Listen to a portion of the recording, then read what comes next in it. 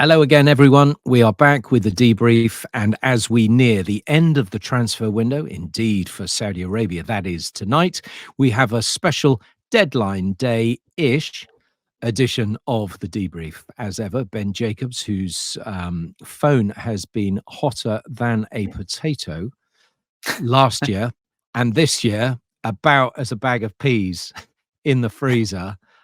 It's been relatively quiet, Ben, on the transfer front, and I suppose that might be my first question: is why has it been so quiet this year? Yeah, I think that Jurgen Klopp is running out of energy at Liverpool, but we need more energy into this transfer window. So if we do get a mad couple of days, then a flurry of extra deals might make it dramatic. And there'll still be some stories late in the window. I think the main reason, Angus, that it's quieter than perhaps expected is obviously financial fair play and profit and sustainability as far as the Premier League clubs are concerned, but also some of the right targets are not available in January. Victor Osimhen, Ivan Toney, to name but two that we know clubs are looking at, Chelsea and Arsenal, for example. And then I think that when you know you're going to spend big in the coming summer, or alternatively, when you've already spent big in the previous summer, the January window is always likely to be difficult and quiet. And some say boring. I certainly don't see it that way.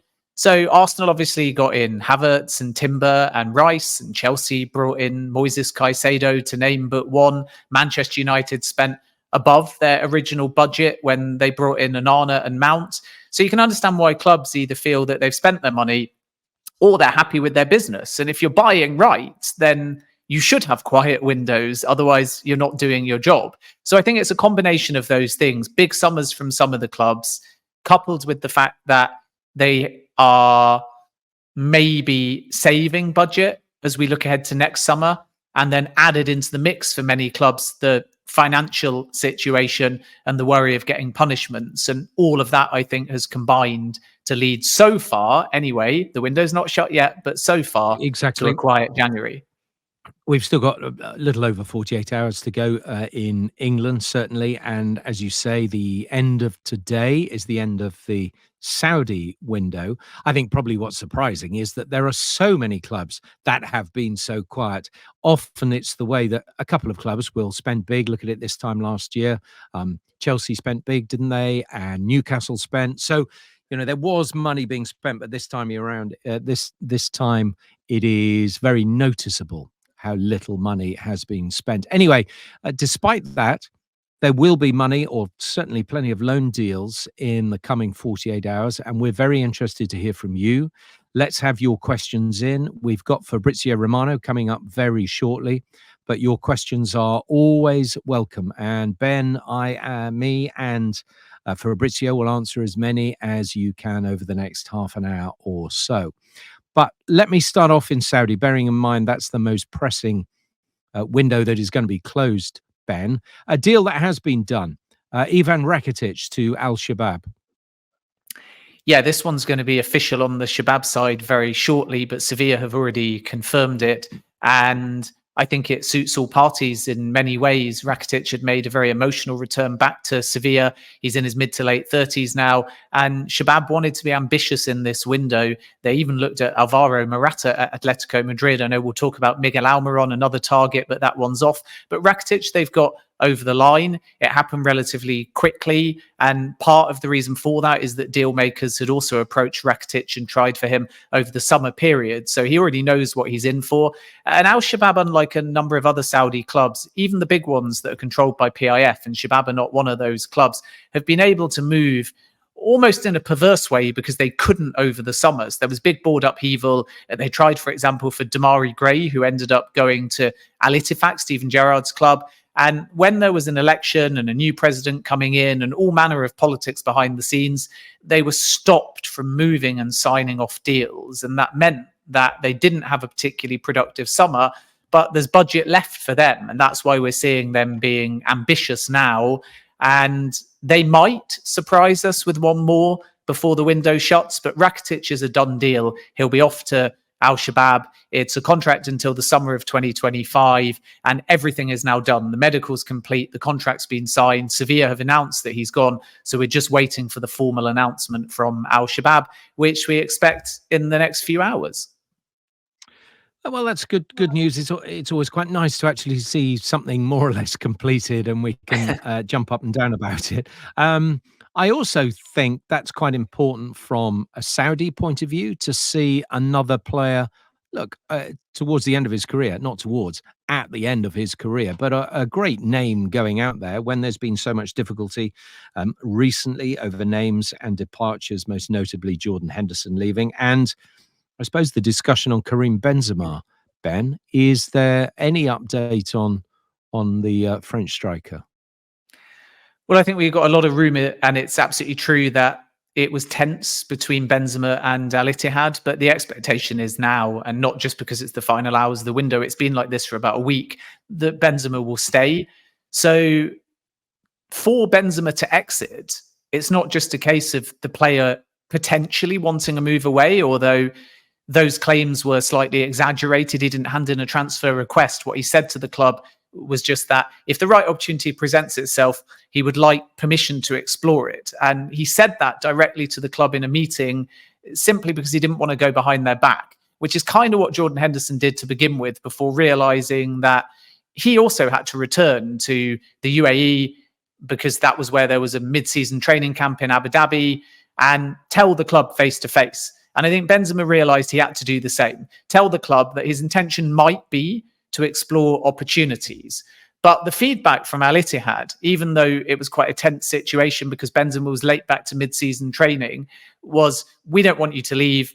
And that didn't just come from the club where you need a green light. It also came from the Ministry of Sport. So this was the challenge for Benzema, that if he wanted to try and leave Saudi Arabia right now, he needed a green light from the manager Gallardo, from a new sporting director Planes, from PIF within the club, from PIF outside of the club, and from the Ministry of Sport. And he did not have those green lights. So Leon and John Textor wanted to try and have Benzema return, which is a sentimental story, but not feasible financially. And many of the links with the Premier League clubs were just speculation. Chelsea dismissed a move for Benzema. Of course, they were aware that something might present itself, but the wrong age, the wrong wage. There was never anything, despite reports with Benzema and Arsenal. And again, Manchester United downplayed the links as well. So Benzema's staying in Saudi Arabia. It's true that might change in the summer. It's also accurate that conversations about his future have been difficult and will need to now continue once the window shuts. But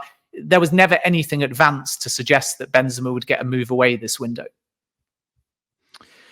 So we're going to talk to Fabrizio in just a minute, and do keep your questions coming in. Already got quite a few to go through, which Ben and I will do very shortly. Fabrizio's got a load to answer as well. Let's move on just to a few more names, Ben, being thrown around as possible moves in the last few hours of this window. Jota being one of them. Yeah, Jota is at Al Ittihad, and the club and the player would like to find a solution. So this will be one to watch right until the end of today. A reminder, the Saudi window shuts at midnight tonight, whereas as far as Premier League clubs are concerned, they've got until the 1st of February at 11 p.m. So something's got to give today. And Al Ittihad have tried with Jota. They agreed a loan deal with Al Ittifaq, Gerrard's club, but the player didn't want to go. And now West Ham may consider it because they're struggling to get Ibrahim Osman over the line due to the price that is being asked. And Brighton have entered that race as well. So Jota would like the move. He would like an 18-month loan, but there's tax complications surrounding a deal. And also the wage may be a stumbling block. And I use the word may because the reports about the Saudi wages are sometimes exaggerated. So at the top extreme, Jota's wage is 225,000 euros a week. And some sources outside of Saudi stand that up. And that's about 190,000 pounds. And that's important because it means that Jota would be West Ham's highest earner, 40k or so more than Lucas Paquetá a week. But at the lower extreme, Saudi sources insist the wage is only 80,000 a week. And that's well within West Ham's budget. So then if they can resolve the tax situation, they might be able to get it over the line. So keep an eye on the wage situation because there are conflicting reports. But for example, those that I've spoken to close to Al Ittifaq, who agreed to cover 100% of the wage for Jota, insist, and they had the money because Henderson had departed. So they had 200,000 a week. They had 100,000 a week. So it wasn't an issue over their wage structure after Henderson left, but they insist that that deal for 100% of the wage coverage was only 100,000. And I know I'm jumping between currencies here, but 100,000 US dollars or about 80,000 pounds a week. If the wage is at that level, West Ham might be able to do something in the coming hours. So nothing is agreed yet, but it's one to watch this afternoon. Okay, thanks, Ben. Keep your questions coming in. We're just about to go to Fab in one moment. I just want to let's round up Saudi and Almiron. I know there are questions coming in about Newcastle and players, that Eddie Howe is saying that players would have to go out before any came in. Kendall Jones asking any possible loan options for Newcastle. Howe said none would come in unless one left. Well, Manquillo left, but let's talk about Almiron specifically. Is there any likelihood that he's going to leave as far as you understand it? Not now, and certainly not to a Saudi club. We can never say never because there's still a couple of days left of the window for clubs outside of Saudi. But the big story was Al Shabab, who had agreed verbally a package with Newcastle worth around 30 million euros and then had the task of convincing the player. And when they went to the player side, they understood very quickly that he didn't want to leave now to Saudi anyway. And as a consequence, they never tabled a formal offer or approach. And what you find with these stories is that there has to be an element when there's club-to-club negotiation before the player's really in the loop of narrative rewriting in retrospect, and this is very common. So you now fully expect Newcastle to say, well, we always wanted to keep Almiron. We never got a formal offer for Almiron. We never agreed anything for Almiron, but there's no smoke without fire. And Saudi sources insist, and certainly to me, have provided enough information and evidence to back up the fact that Newcastle and Al Shabab had agreed something for Almiron verbally, but not formally.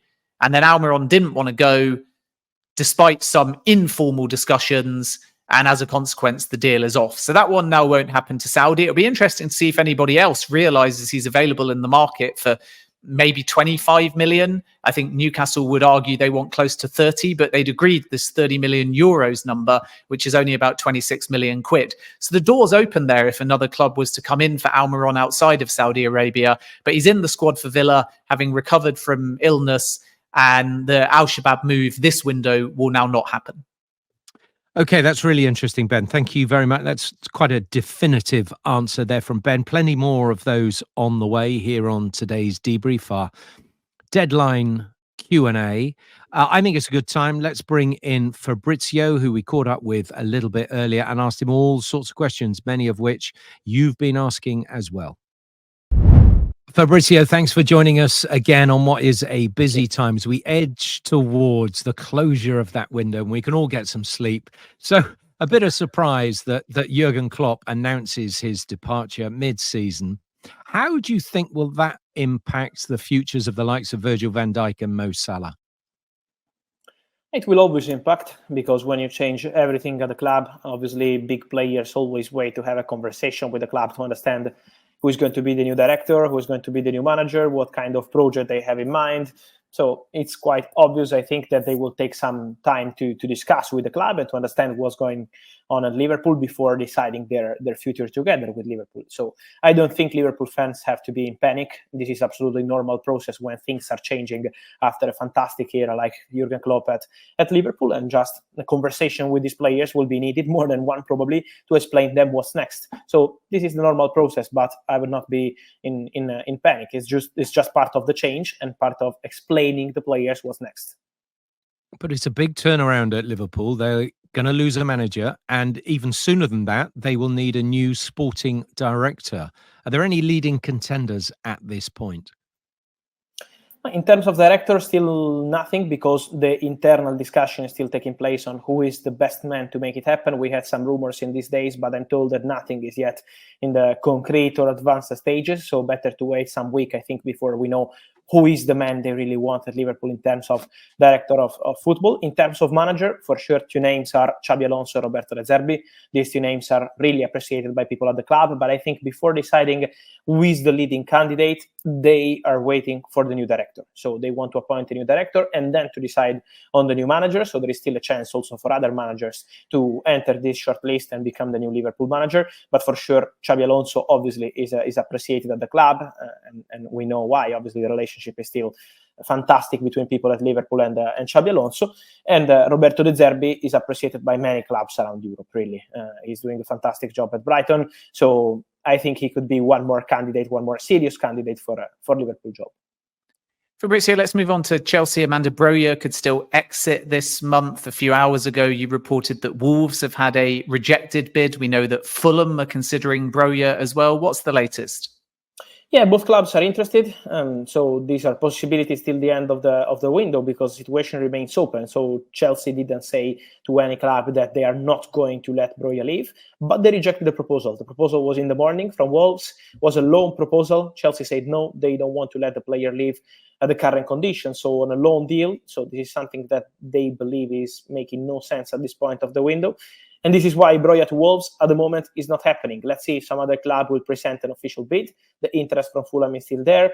We heard some stories about Aston Villa, but from what I'm hearing, this swap deal with John Duran is not happening as of now. And so let's see. I think the Chelsea situation till the final minutes could be interesting, but nothing super big at the moment. It's just about opportunities and these kind of situations involving also Armando Broja. What about Conor Gallagher? It feels like we've been talking about him all window. One of Chelsea's best players this season. Any chance he goes in the coming days? The only chance is to put big money on the table. And at the moment, this is not happening. From what I'm hearing, Chelsea and Tottenham are not in direct contact for Conor Gallagher. So the appreciation on Tottenham's side for Conor Gallagher is very clear since the summer. Ange Postecoglou is a big fan of the player. So this is why I think we still have his name around as a possibility for Tottenham midfield. They would love to go for Conor Gallagher, but it's not easy because, yes, Chelsea could be open to selling. So potentially is an interesting story. But at the moment, it's not something concrete between the two clubs and not even on player side. From what I've heard, there is still no conversation between Tottenham and the agents of Conor Gallagher. So if they want to make something happen, has to be for important money in this window. Otherwise, the player will stay at Chelsea, very happy to stay at Chelsea, and then probably decide his future in the summer transfer window. But at the moment, it's not something really concrete. There is a potential because Chelsea could be open to selling him.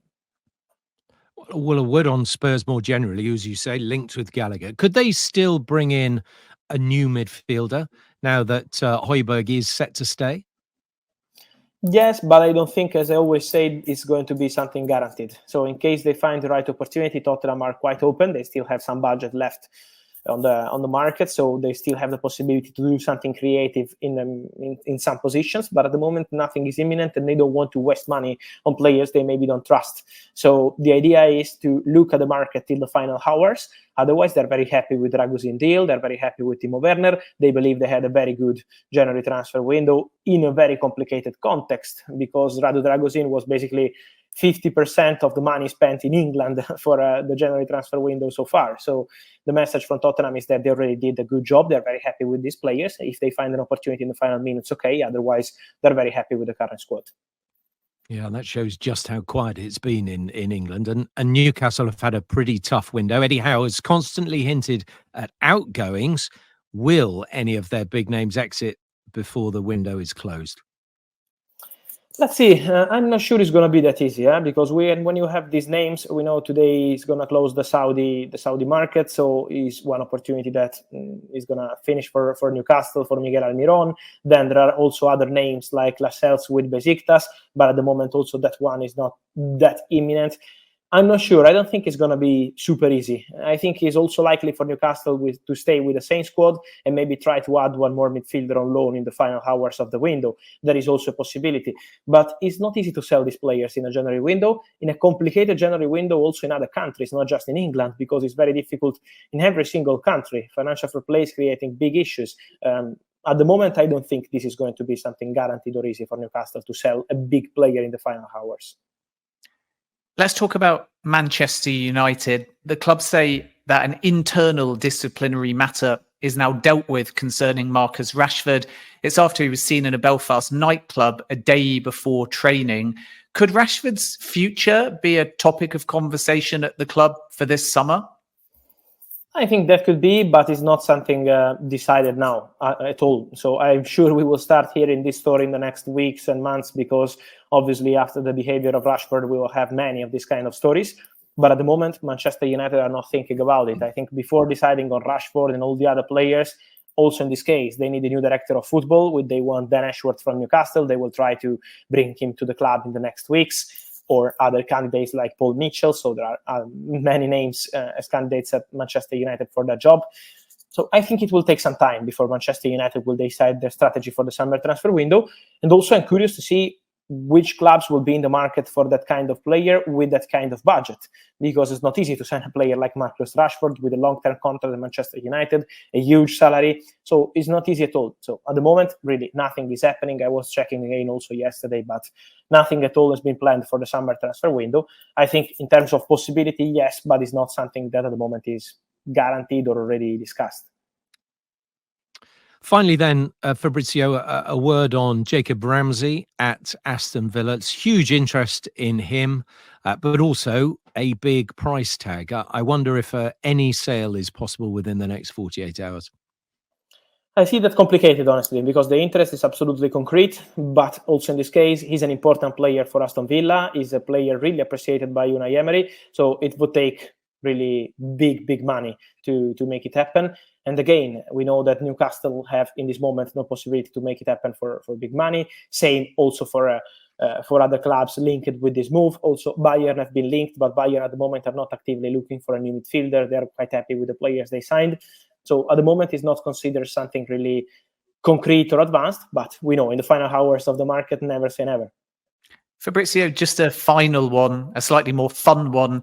As ever, you've broken some incredible exclusives. Jordan Henderson to Ajax, for example. And we've seen some surprises during this window. Timo Werner to Spurs, for example. What's been your favourite transfer of the January window to date? Good question. I will probably mention Jordan Henderson, because that was completely unexpected. When I heard this story for the first time, I was quite surprised. I thought that this was probably not going to happen, because we know how tough it is to negotiate with Saudi clubs. They didn't want any player to leave. So to see Jordan Henderson joining Ajax was a big surprise for me when I first got the news. And I think it's a fantastic signing for Ajax. So I would probably mention Jordan Henderson. And then let's see, because I think in the final days, there is still something nice that could happen around Europe. So I'm sure that, for example, I'm curious to see how this Antonio Nusa story will end up, because he's a very talented boy, and I would be very happy to see him joining an important club around Europe. We'll see what happens in the next 36 hours or so. Fabrizio, as ever, thanks for your time. We'll see you very soon. Thank you. Ciao. Ciao, Fabrizio. As ever, very interesting, Ben, even if there wasn't much dealing going on. But there is some news more lately, right? Okay, that we've seen no Broja to Wolves, but it looks like Wolves have bagged a youngster, the teenager from PSG. Yes, that is the bit of breaking news. So Wolves are going to be active in the market with Broja. No real surprise that the bid was rejected, because as I reported a few minutes ago, it was a straight loan and Chelsea would like some form of permanence to any exit. So it remains to be seen whether Wolves can do a deal there. Obviously, we should keep an eye on Fulham as well, but Wolves have reached an agreement with PSG to sign Noah Lemina on loan. He is an 18-year-old French youth international and attacker, and there'll be a buy option on that deal for around about £1.5 million or €2 million. It's still being finalised. He had been on loan at Sampdoria as well. And a nice sort of side story here as well is that he's the younger brother of the current Wolves midfielder, Mario Lemina, who is a 30-year-old. So there's an opportunity for two brothers quite far apart in age to get the possibility for maybe a season or two to play together. So that's a nice little side plot to this one as well. Excellent. All right, Ben, I think it's about time we got through some questions because so many have come through and we haven't got that much time. So I'm going to start with, let's go Chris Furlong, one of our more recent ones, and then I'll go backwards. Anything, and quite a few people have asked this. We've got quite a few Leeds fans listening or watching. Anything on Leeds? Anything happening at all? Chris Furlong, Just Joe Football Show, also asking the same question. What's happening at Ellen Road?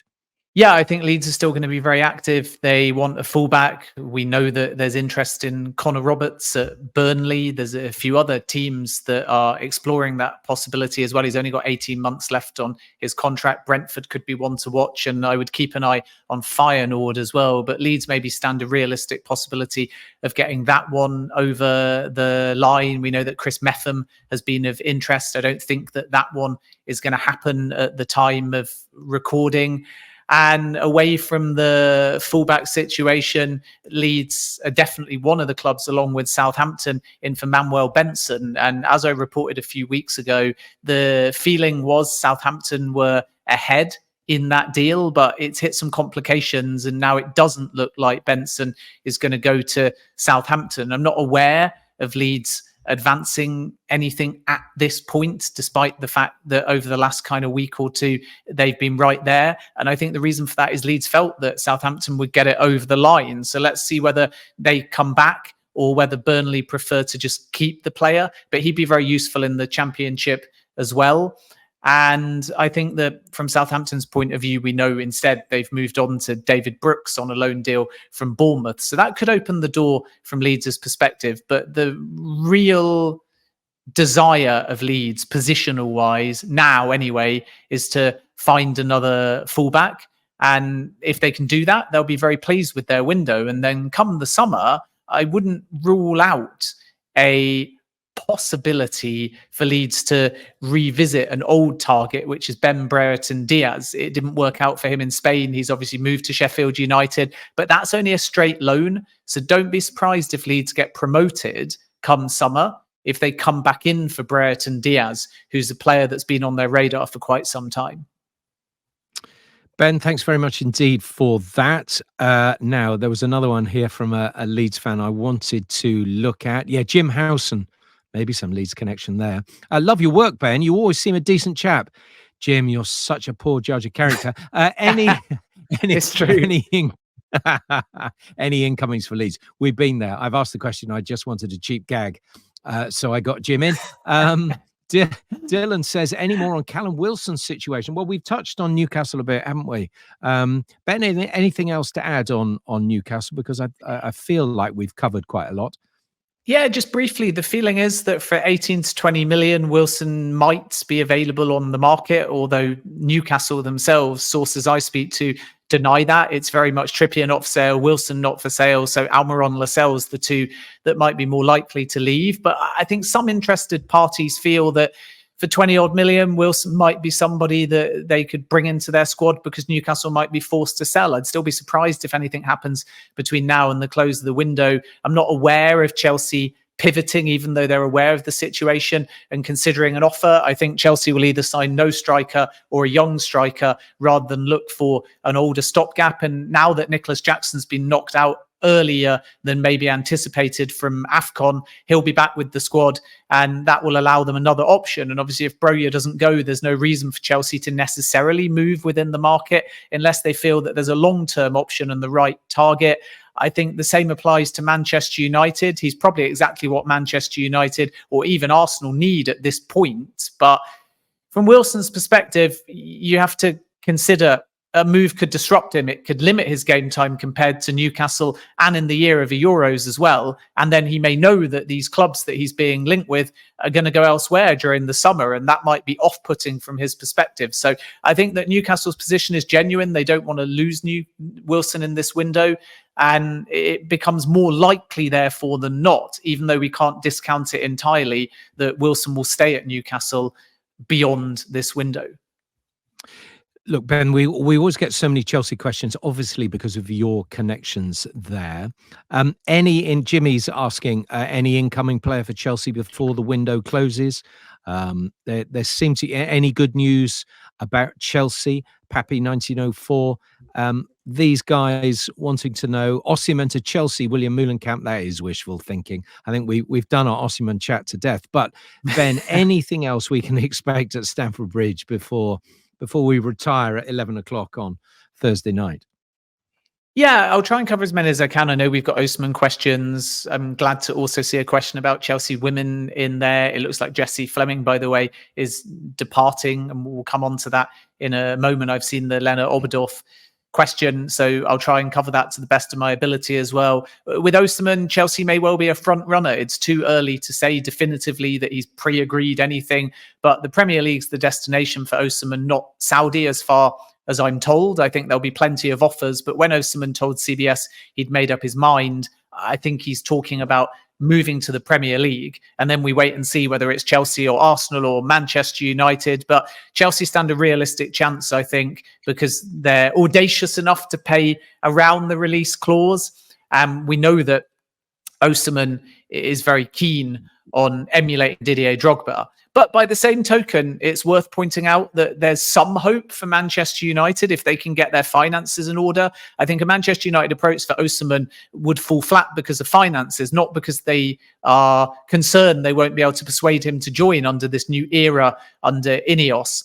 And the reason why I mentioned Manchester United, even though a lot say Chelsea or Arsenal, and we definitely shouldn't discount Arsenal for either Osimhen or Toney at this point, but Manchester United actually got quite close to signing Osimhen when he was still at Lille before he joined Napoli. And he spoke to another good friend of his that he trusts in Igalo, who was at Manchester United at the time. And Igalo said, I think you'll get lost in this project at your age and you won't get enough game time or development. And Osimhen trusted Igalo. But Manchester United was always there at the back of his mind. So those that say, but he's a Chelsea fan, he'll join Chelsea, he'll emulate Drogba. Remember, he also had a Manchester United shirt as a kid as well. I think the difference is Chelsea are not concerned about finding the finances, which is maybe why they're withholding a little bit in January. Whereas Manchester United, it's a big ask for them to get to that 120, 130 million that would be required. Incomings now for Chelsea, it could be quiet. There's nothing moving with John Duran. I've seen questions as well about Rooney, who is a player that's done very well in European football, not Wayne Rooney, of course. It's worth pointing that out, but I call him Rooney. And I think that a lot of fans have asked me about that. Rooney Badaji, who's been linked with both Chelsea and Manchester United, could be one for the summer, not necessarily now as far as I'm aware. Only 18, doing very well at Copenhagen. A lot of sources say he doesn't want to move mid-season because he's got 7 goals in the Danish Superliga. He's got 10 in all competitions. He's done well in European football, but that could be one to watch. And I wouldn't rule out Benjamin Sesko either, who's got a release clause that's active come summer. And then with Chelsea women, I think that the big question is obviously who's going to replace Emma Hayes. I think Chelsea are further along, I'm told, in the process than they're letting slip. But we don't yet have a singular name, but I would expect that settled sooner rather than later. I think it's true that Chelsea have a concrete interest in Lena Oberdorf, and not necessarily going to be possible in the coming days, but let's wait and see, because Chelsea are always capable of surprising us. So summer, I'm told, is more likely. And as I've already said, Jessie Fleming is off to Portland Thorns, and I would expect that to be confirmed very shortly. Good stuff, Ben. Let's get through some more questions. They keep coming in. Everton, do you expect anyone to come in? And what's the latest with Ben Godfrey and Mason Holgate? I don't know if you can help us out on those, Ben. Yeah, I've made a few inquiries as far as Everton are concerned. I think the first thing as far as incomings are concerned is to understand Everton's financial situation, and they're still confident that they're going to win this appeal. And then there's the secondary set of charges. So without going into too much detail, Everton argue that they're fine with the sale of Richarlison financially, even retrospectively during the periods where they've been charged, if the interest payments from their new stadium are removed from the calculations.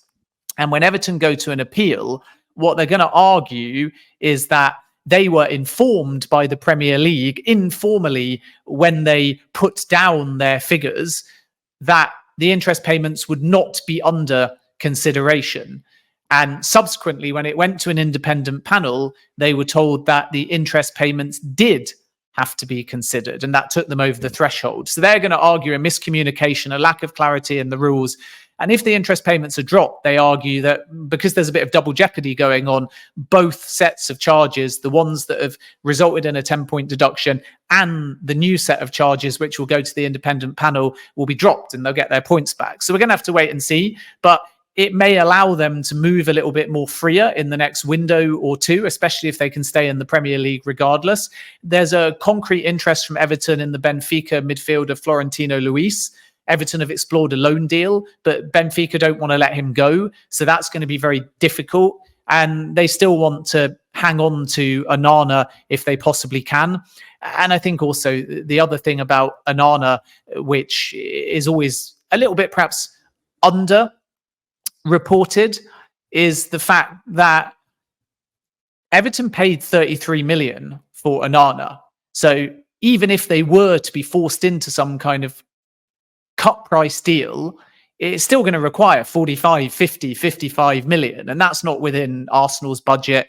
That's not within other clubs, as far as I'm aware, in this window. So I think Onana will be one more to watch for the summer rather than necessarily now. I don't have too much information to bring you on Godfrey or Holgate as it stands. I think it's fair to say that Leeds hold a concrete interest in the player, and we'll wait and see whether anything develops. They're certainly not the only one, so that might be one to watch between now and the end of the window. But I think that Everton will be happy if it's a quiet end to the window and they keep hold of what they've got predominantly. They don't overextend financially, and then they'll focus on trying to win that appeal. Thanks very much indeed, Ben. You are listening to the debrief. Any more questions, throw them in quickly before we have to wrap up in the next 5 minutes or so. We'll do a quick fire. Yeah, exactly. If there are other ones over there. Okay, quick one, Ben. Right. Are Manchester United still exploring the loan market before the deadline? That's MUFC MPB. I think it's likely to be quiet for Manchester United because we know that Anthony Martial is not going to depart in this window, and Ineos are not even in. So Manchester United have to be economical, and striker is obviously the priority. If there was any possibility of them getting Eric Maxim Choupo-Moting over the line in the next few days, they would, and the player's open to it. But Bayern don't want to let him leave, even with Harry Kane arriving. And the reason for that is because last season he scored 17 goals in all competitions. This season he's not playing quite as often, but he is still appearing off the bench. He's still made 17 appearances, and in addition to that, he's chipped in with a couple of goals. It's not as prolific, but I think Bayern value him as a squad player, which makes January quite tough for Manchester United. And then by the summer, they're not going to want a stopgap and an older option. So he then becomes off the table. They're going to want someone a little bit younger with a bit more longevity at the club. So I think Manchester United will struggle. And there's no guarantee that a striker comes in between now and the end of the window. Okay, a couple of questions on Broja, which we have dealt with. Ben, what about how much is De Zerbi's release clause? You might not know how much that is, but surely he is a name in the frame for both Barcelona or Liverpool next season. Yeah, I think De Zerbi can have his pick. He might even wait to succeed Pep Guardiola at Manchester City. And therefore, we shouldn't presume that it's going to be easy, the same with Xabi Alonso, just for Liverpool or Barcelona to come calling for these kind of names. We need to respect Brighton. They're doing brilliant at the moment. And the release clause doesn't really matter, because if Brighton decide it's right for the club, then as with Graham Potter, they're going to allow the manager to leave, and it's going to be very amicable. So this isn't about a release clause just being triggered. It's more around a amicable conversation should a formal offer come. And one of the reasons why Klopp wanted to announce it when he did was to get it out the way, but also because Liverpool need to start approaching candidates. At the time we're recording, nobody's been approached. So you'll hear a lot of rumours. There are obvious front runners. De Zerbi's one of them. Alonso is one of them. Ange Postecoglou is a little bit of a dark horse. Hansi Flick, Julian Nagelsmann could come into the mix as well. But Liverpool will have 5 to 7 candidates already because the succession plan is in place. And only now will they start considering reaching out and interviewing. And once you do that, things get in the public domain. And that's why Klopp wanted to announce his decision first. So De Zerbi does have a release clause, and it's somewhere in the region of 10 to 12 million pounds, as far as I'm aware. It also, by the way, can't be activated mid-season, as far as I'm told. So that's not a problem for Liverpool because Klopp's not going until the summer. But this is not a mechanism that can be done right now. So if Liverpool want to pre-agree before the release clause is active for De Zerbi, they may have to go down a different route, and that release clause may be irrelevant, or they may pre-agree something, and then when the time comes, when it's legally active in the summer, they might activate it. So nothing is guaranteed as far as the release clause coming into play with De Zerbi. He will be a candidate, no doubt, for Liverpool. That's what sources intimate, but we need to respect the Brighton side because he's doing well there and he's enjoying his time on the South Coast. So maybe he'll choose to stay and wait, because I still think that one day it might not be his next move, and it might not therefore be directly after Pep Guardiola. But I still think there is a strong possibility one day De Zerbi will manage Manchester City. Ben, I thought we were doing quick fire. There was too much. There was too much. There's too much information in there. You'll have heard this, but just reporting that Everton's appeal hearing following their 10-point deduction sanction for breaching profitability and sustainability rules will be heard over the next 3 days. So that's good news for Everton fans. They will find out, hopefully very shortly. Hopefully they'll give a decision not long after that. I don't know if they have to give it after the end of 3 days, Ben. You'll know better than me. Yeah, so the way it works is that the appeal process is against the current punishment, but Everton believe, as I said before, that it will be linked to new charges. So if a precedent from the appeal says the interest payments are discounted, they believe that the new set of charges against them will become largely irrelevant. The interesting thing about the appeal is that, one, no new evidence can be presented, and two, it's final. So you can't go beyond this process, even to the Court of Arbitration for Sport. There's no CAS, is there? No, that's not possible.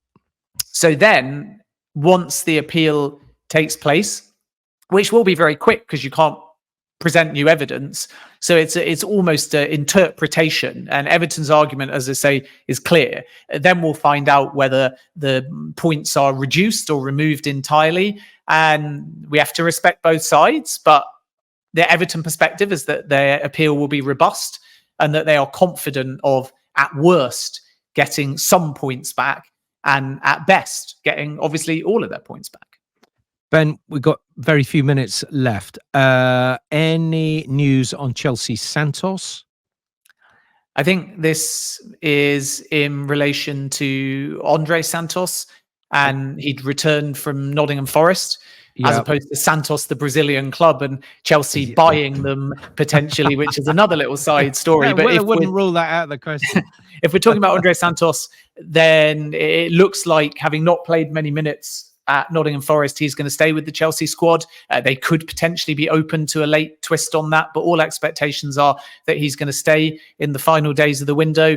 And I also just want to bring you another little bit of breaking news from Fabrizio, who obviously learned this after he spoke to us in the last kind of 10, 15 minutes or so. But Fabrizio is now confirming another big story from this window, that Morgan Rogers to Aston Villa is now likely to happen. There's a verbal agreement in place with Middlesbrough. Obviously, I've not had time to personally stand this one up whilst we've been live, but we know that Fabrizio is always on the mark. So Fabrizio says that after a final proposal, Middlesbrough have now accepted, and the player is on his way for a medical in the next 24 hours. So Morgan Rogers to Aston Villa, looking like, barring anything unexpected with formalities, it's a done deal. Tremendous. I think we're going to have to wrap it up there. We could go on forever. Marcus, we did discuss Wolves signing a striker. You have more or less signed a striker from PSG, the 18-year-old striker, a brother of Lamina. It is Noah Lamina, I believe his first name is. And he's a young French striker who's coming over from PSG. So that's added to the Wolves squad. And as Ben said a little bit earlier, that may not be the end of the dealings at Molineux in this transfer window. We're going to have to wrap it up there, folks. Appreciate you joining us. Hope we've been able to answer many of your questions. My thanks to Fabrizio, as ever, to Ben with all his knowledge. We will be back very, very soon on the debrief, and we'll let you know when that is. Keep in touch via our Twitter handles on X and all the usual channels, and we'll be back with you very shortly.